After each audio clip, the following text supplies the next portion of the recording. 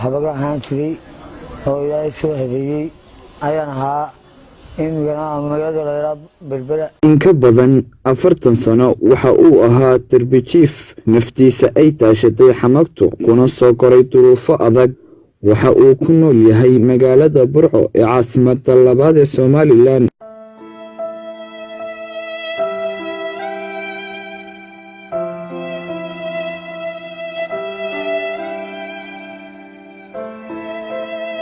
علي سماتر oo loo garan og yahay xundur duruufo kala duwan uu nolosha soo maray waxa uu go'aansaday inuu bedelo noloshiisii hore ee mugdigahayd isagoo ku bedelaya nolol cusub cibaado iyo alla ka cabsi sida uu noo sheegay male hooyo iyo aabe mana jirto cid daryeesha oo ku tiirsan yahay Cali Samatar xundur xabaga ahaan jiray oo ilaahay soo habeeyey ayaan ahaa in magaalada la berbera ayaan iska soo daayay waxaanay magaalada Togdheer intaashan taariikhda ayaanay sharciyada inta jiraa saada igama tagto sanda waqtiga igama tagto xilli maxamadkii ugu dambeysay iyo hawshii aad ku jirtay noloshii markaa waxa ugu dambeysay sanad baad noloshii hore iyo noloshan marka isbarbar dhigto teeba la qaatay nolosha hore waxaan baahay oo inta magan tago misaajin tago laga ducaysaa ilaahay dadka xablaasha walaalo inta wacyiga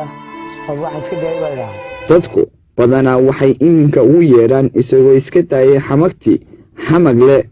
waana ta qalbigiisa dhamacda ka shita xilliyada uu marayo suuqyada magaalada Burco dad waxay leeyahay xabag la tahay waxa ku leeyahay xabag ma yihiin ilaahay uu markaa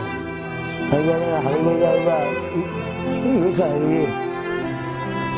marka magaalada Togdheer ka jooga mashaariicda tan saxda ku tuuga saddex waqti gabadh Cali Samatar oo ku magac dheer xundur wuxuu walaalihiisa si naxariis leh uga codsanayaa inay soo caawiyaan si uu la qabsado nolosha cusub isla markaana u meeleeyo noloshiisa aqoonsanayaa in dadka walaalay waxay gartaan waxay siiyaan inay caawiyaan su'aasha ay dadku isweydiinayaan waxay leeyihiin haddii xundur wax la talaba oo wax la siiyo ma ku noqonaya noloshii hore taas ma suuroobi kartaa ma suuroobi ilaahay bay soo deeyeen ilaahay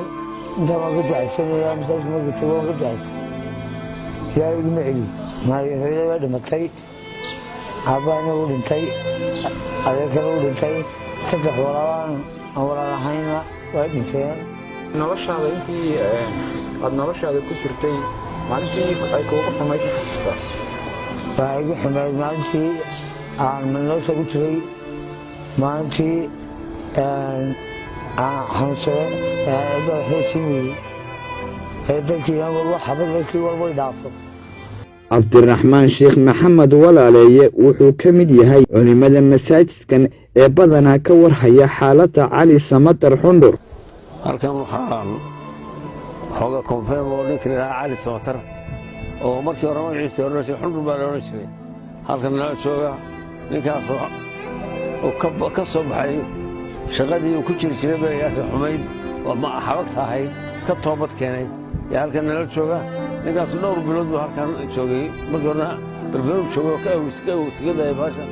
ibana halkan markuu yimid masaajidka kama baxnigaas masaajidka shanta waqti masaajidku waa saxay gebigiisa kaniga waa ka toobad keenay xabagtii cabishay ka toobad keenay waa wanaagsan yahay magacaad buu fiican yahay salaadii taasuu iska tukanayaa wuxuu baahay ninkaas waa ninaan aabay hooytoona ma laha waa nin iska waxba gacanta ku haynin bulshada wuxuu uga baahan yahay in la dhiirigeliyo diinta wixii soo galo oo dhanba ee dembiga ka baxa